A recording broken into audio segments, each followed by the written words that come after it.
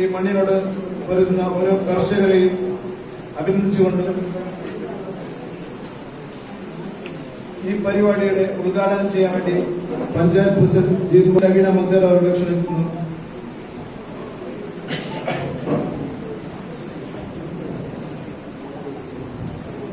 ಸರ್ವರಿಗೂ ವಂದನೆಗಳು. ವೇದಿಕೆ ಮೇಲೆ ಉಪಸ್ಥಿತರಿರುವಂತಹ ಇಂದಿನ ಕಾರ್ಯಕ್ರಮದ ಅಧ್ಯಕ್ಷತೆಯನ್ನು ವಹಿಸಿದಂತಹ ಪಂಚಾಯತಿನ ಉಪಾಧ್ಯಕ್ಷರಾದ ಮೊಹಮ್ಮದ್ ಸಿದ್ದಿಕ್ ಅವರೇ ಹಾಗೂ ವೇದಿಕೆಯಲ್ಲಿ ಉಪಸ್ಥಿತರಿರುವಂತಹ ಎಲ್ಲ ಗ್ರಾಮ ಪಂಚಾಯತ್ನ ಹಾಗೂ ಬ್ಲಾಕ್ ಪಂಚಾಯತ್ನ ಅಭಿವೃದ್ಧಿ ಸ್ಥಾಯಿ ಸಮಿತಿ ಅಧ್ಯಕ್ಷರೇ ಹಾಗೂ ವೆಲ್ಫೇರ್ ಕಮಿಟಿಯ ಸ್ಥಾಯಿ ಸಮಿತಿ ಅಧ್ಯಕ್ಷರೇ ಹಾಗೂ ನಮ್ಮ ಪಂಚಾಯತಿನ ಎಲ್ಲ ಗೌರವಾನ್ವಿತ ಸದಸ್ಯರೇ ಹಾಗೂ ನೆರೆದಿರುವಂತಹ ಎಲ್ಲ ಕೃಷಿಕರೇ, ತಮಗೆಲ್ಲರಿಗೂ ರೈತರ ದಿನಾಚರಣೆ ಶುಭಾಶಯಗಳು. ಸರ್ಕಾರ ತುಂಬಾ ಒಳ್ಳೆಯ ಕಾರ್ಯಕ್ರಮವನ್ನು ಹಮ್ಮಿಕೊಳ್ತಾ ಇದೆ ಪ್ರತಿಯೊಂದು ವರ್ಗದಲ್ಲಿಯೂ.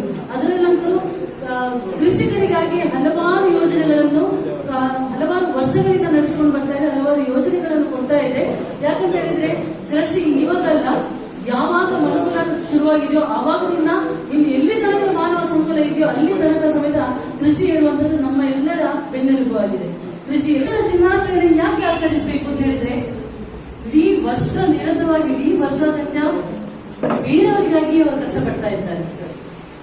ತಮ್ಮ ಸುಖ ಸಂತೋಷವನ್ನು ಬಿಟ್ಟು ಬೆಳಗ್ಗಿನಿಂದ ಹಿಡಿದು ರಾತ್ರಿ ತನಕ ಒಂದು ಜೀವವನ್ನು ಕಷ್ಟಪಡ್ತಾ ಇದೆ ಅಂತ ಹೇಳಿದ್ರೆ ಅದು ರೈತ ವರ್ಗ ಮಾತ್ರ.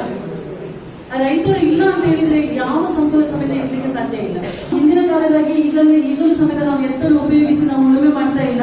ಅತ್ಯಾಧುನಿಕ ತಂತ್ರಜ್ಞಾನವನ್ನು ಉಪಯೋಗಿಸಿ ಕೆಲವೊಂದು ಮೆಷಿನ್ಗಳನ್ನು ಉಪಯೋಗಿಸಿ ನಾವು ಈಗ ಕೃಷಿಯನ್ನು ಮಾಡ್ತಾ ಇದ್ದೇವೆ. ಅಂತ ಒಂದು ಕೃಷಿಯನ್ನು ನಾವೀಗ ನಮ್ಮ ಕೃಷಿ ಇದರಲ್ಲಿ ಉಪಯೋಗಿಸಿಕೊಳ್ಬೇಕು, ಅಂತವನ್ನು ಅಳವಡಿಸಿಕೊಳ್ಬೇಕು. ಈಗ ನಾವು ಮಾಡ್ತೇವೆ.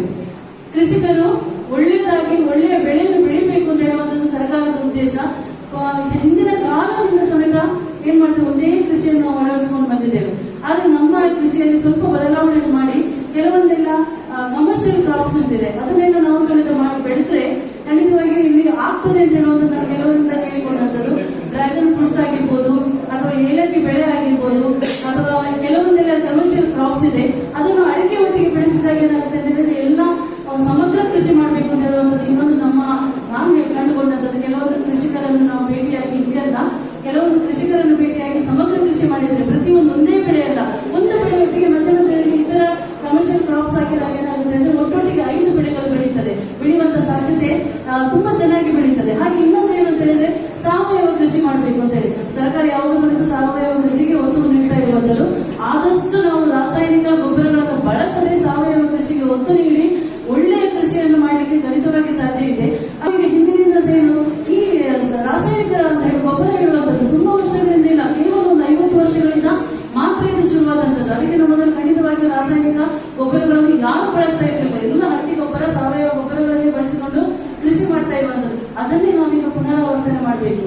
ಪುನರಾವರ್ತನೆ ಮಾಡಿದಾಗ ನಮ್ಮ ಭೂಮಿ ಫಲವತ್ತತೆ ಆಗುತ್ತೆ. ಫಲವತ್ತತೆಯಿಂದ ಭೂಮಿಯನ್ನು ಯಾವ ಬೀಜ ಬಿಟ್ಟರು ನೆಟ್ಟರು ಸಮೇತ ಏನಾದ್ರು ಒಳ್ಳೆಯ ಒಂದು ಬೆಳೆಯನ್ನು ತೆಗೆಯಲಿಕ್ಕೆ ಸಾಧ್ಯ ಆಗುತ್ತೆ. ದಯವಿಟ್ಟು ಸಾವಯವ ಕೃಷಿಗೆ ನಾವು ಒತ್ತು ನೀಡೋಣ. ಹಾಗೆಯೇ ಅತ್ಯಾಧುನಿಕ ಯಂತ್ರಗಳನ್ನು ಬಳಸಿಕೊಂಡು ಅತಿ ವೇಗದಲ್ಲಿ ಕೃಷಿ ಮಾಡುವಂತ ಒಂದು ಮನಸ್ಸು ಮಾಡೋಣ. ಎಲ್ಲಿಗೆ ನಾವು ಎಲ್ಲರನ್ನು ನಾವು ಕರೆತರುವ ನಿಮಗೆಲ್ಲರೂ ಒಳ್ಳೆಯದಾಗಿ ದೇವರು ನಿಮಗೆ ಆಯುರಾರೋಗ್ಯ ಐಶ್ವರ್ಯ ಎಲ್ಲವನ್ನು ಕೊಟ್ಟು ಕಾಪಾಡಲಿಕ್ಕೆ ನಾನು ಆರಿಸುತ್ತೆ ಈ ಕಾರ್ಯಕ್ರಮ ಉದ್ಘಾಟನೆ ಮಾಡ್ತೇನೆ. ಧನ್ಯವಾದಗಳು.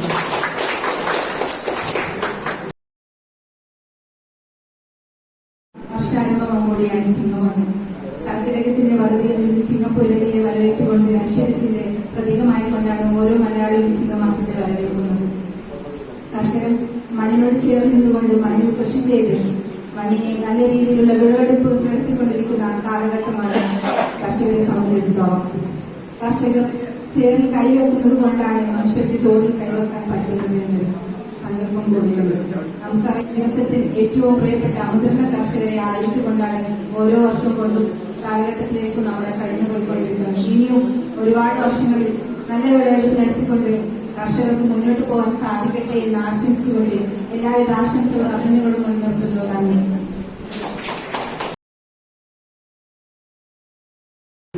ನಾವು ಕನ್ಯಾಕುಮಾರಿಯಿಂದ ಕಾಶ್ಮೀರದವರೆಗೆ ಎಲ್ಲಿ ಹೋದರೂ ಕೂಡ ಪಂಚಾಯತಿನಿಂದ ಹಿಡಿದು ವಿಧಾನಸಭೆ ಆಗಲಿ ಅಥವಾ ಮಹಾನಗರಗಳಲ್ಲಾಗಲಿ ಸಂಸತ್ತಿನಲ್ಲಾಗಲಿ ನಮಗೆ ಎಲ್ಲಿಯೂ ಕೂಡ ಒಬ್ಬ ಕೃಷಿಕನ ಪ್ರತಿಭೆಯನ್ನು ಕಾಣಲಿಕ್ಕೆ ಸಾಧ್ಯ ಇಲ್ಲ.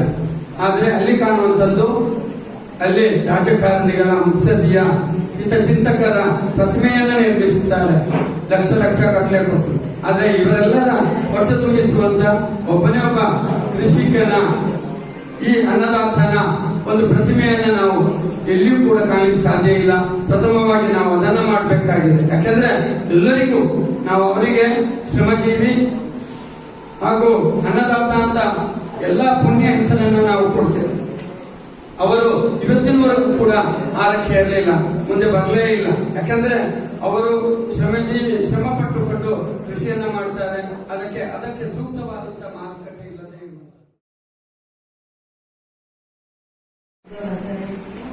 ಪಂಚಾಯತ್ ಸದಸ್ಯರು ಮತ್ತೆ ಬ್ಲಾಕ್ ಸದಸ್ಯರು ಹೀಗಾಗಿ ಮತ್ತೆ ಅಂತ ಕೃಷಿಕರೇ ಊರದ ಬೆನ್ನೆಲುಬು.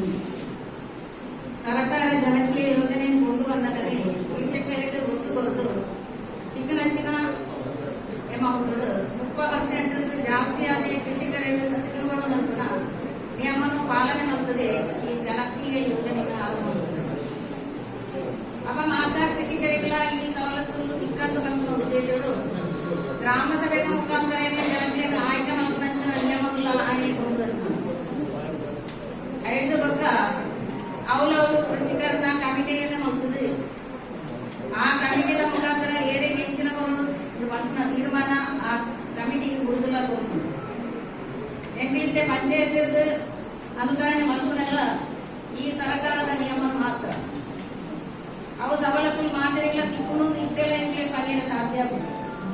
ಸ್ಫೂರ್ತದಿಂದಲೇ ಕೃಷಿಕರಿಗಾಗಿ ಮೀಸಲಾಗುತ್ತಿದ್ದು ಈ ಕೃಷಿ ದಿನಾಚರಣೆಯನ್ನು ಆಚರಣೆ ಮಾಡುತ್ತದೆ.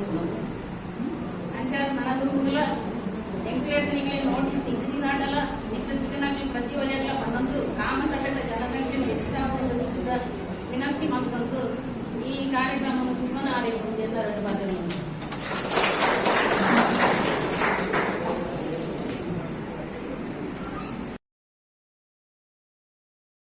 ಮಂಜೇಶ್ವರ ಗ್ರಾಮ ಪಂಚಾಯತ್ ಕೃಷಿಕರಿಗೆ ವಿಶೇಷವಾಗಿ ಒಂದು ಕಾರ್ಯಕ್ರಮವನ್ನು ನೀಡುವುದು. ಪ್ರತಿ ವರ್ಷದಂತೆ ನಮ್ಮ ಕೃಷಿಕರಿಗೆ ಕಂಗದ ಕೃಷಿಗೆ ತಾರದ ಕೃಷಿಗೆ ಅಂದರೆ ಭತ್ತ ಕೃಷಿಗೆ ಬೇರೆ ಕೃಷಿಗೆ ನಮ್ಮ ಪಂಚಾಯತ್ ಸವಲತ್ತು ಕೊಡುವ ಕಾರ್ಯ ಪ್ರಾರಂಭವಾಗುತ್ತದೆ. ಮಂಜೇಶ್ವರ ಗ್ರಾಮ ಪಂಚಾಯತ್ ಕಡಿನ 14 ತಾರೀಕಿನಿಂದ ಎಲ್ಲ 25ನೇ ತಾರೀಕು ಕೂಡ ನಮ್ಮ ಮಂಜೇಶ್ವರ ಗ್ರಾಮ ಪಂಚಾಯತ್ ಗ್ರಾಮ ಸಭೆ ನಡೆಸುವುದು. ಈಗಲೇ ಕೃಷಿಗೆ ಸಂಬಂಧಪಟ್ಟಂತ ಅಪ್ಲಿಕೇಶನ್ ಬಂದಿದ್ದಲ್ಲ ಆ ಗ್ರಾಮ ಸಭೆಗಳು ಈಗ ಕೊರಡು ಆ ಗ್ರಾಮ ಸಭೆ ಅವರು ಮಾಡುವ ಗ್ರಾಮ ಸಭೆಗಳು ಆ ಅಪ್ಲಿಕೇಶನ್ ಬರೋದು ನಮ್ಮ ಗ್ರಾಮ ಪಂಚಾಯತ್ ಅವರು ಸರ್ಕಾರ ತೀರ್ಮಾನಿಸಿದ ಸವಲತ್ತು ಕೃಷಿಕರಿಗೆ ಯೋಗ್ಯ ರೀತಿಯಲ್ಲಿ ಉಪಯೋಗಿಸುವುದು. ನಮ್ಮ ಕೃಷಿ ಮಂಜೇಶ್ವರ ಭಾಗಗಳ ಕೃಷಿ ಅಭಿವೃದ್ಧಿಗೊಬ್ಬರ ಹೆಚ್ಚಿನ ಸಹಕಾರ ಕೊಡಬಹುದು. ಗ್ರಾಮ ಸಭೆಗೆ ಬಿಡುತ್ತೆ ಅಪ್ಲಿಕೇಶನ್ ಬರೋದು ಈಗಲೇ ಸರ್ಕಾರದಿಂದ ಸವಲತ್ತು ಕೊಡಬಹುದು. ಈ ಬದನೆ ಮಾದರಿ ಕೃಷಿಕರಿಗೆ ಅಭಿನಂದನೆ ಸಲ್ಲಿಸುವುದು ಪಾಠದ ಅವಕಾಶವನ್ನು ನಮಗೆ ಮಾರ್ಗದರ್ಶನ ಸಲ್ಲಿಸುವುದನ್ನು ಬರ್ಕೊಡ್ತಾರೆ.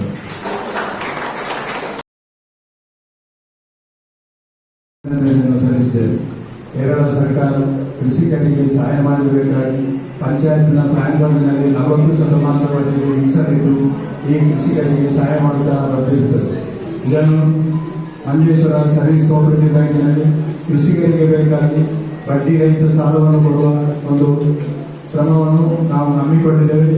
ಇದರ ಪ್ರಯೋಜನವನ್ನು ತಾವೆಲ್ಲರೂ ಕೃಷಿಕರು ಪಡೆದುಕೊಂಡು ಈ ಕಷ್ಟ ಕಾಲದಲ್ಲಿ ಕೃಷಿಯನ್ನು ಮಾಡುವ ಈ ಕೃಷಿಕರಿಗೆ ಪಂಚಾಯತಿನ NREG ಸ್ಕೀಮಿನಲ್ಲಿ ಕೃಷಿಕರಿಗೆ ದೊಡ್ಡ ಮಟ್ಟಿನಲ್ಲಿ ಸಹಾಯ ಮಾಡಿ ಈಗಿನ ದಿನಪತ್ರೆಯಲ್ಲಿ ಈ ಕೃಷಿ ಕೆಲಸವನ್ನು ಮುಂದುವರಿಸಲು ಬಹಳ ಕಷ್ಟದ ಕೆಲಸ.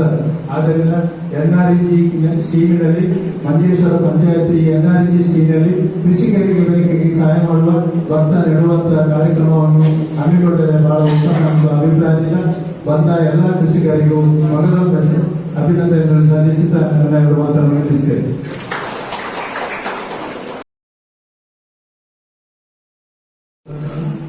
ಇವತ್ತೆಲ್ಲ ಗ್ರಾಮ ಪಂಚಾಯತ್ ಬಹಳ ಸಂತೋಷ ವಿಷಯ. ಕರ್ಷಕರಿಗೆ ಬೇಕಾದ ದಿನವನ್ನೇ ಸರ್ಕಾರ ಬೇರೆ ಮಾಡಿ ಕರ್ಷಕರಿಗೆ ಸಮಸ್ಯೆಗೆ ಪರಿಹಾರ ಮಾಡಬೇಕಾದ ಡಿಸ್ಕಷನ್ ತೀರ್ಮಾನ ಸಂಬಂಧಪಟ್ಟ ಚರ್ಚೆಗಳನ್ನು ಮಾಡ್ತಾ ಇದ್ದಾರೆ. ಬಹಳ ಸಂತೋಷ ವಿಷಯ. ಯಾಕಂದ್ರೆ ನಮ್ಮ ಸಮಸ್ಯೆ ಕೃಷಿಕರ ಸಮಸ್ಯೆಗೆ ಪೂರ್ಣವಾಗಿ ಯಾರು ಸಹಾಯ ಮಾಡಲಿಕ್ಕೆ ಸಾಧ್ಯವಿಲ್ಲ. ಒಬ್ಬ ಇದ್ದಾರೆ ದೇವರು. ನಡೆಸ್ತಾ ಇದ್ದೇವೆ.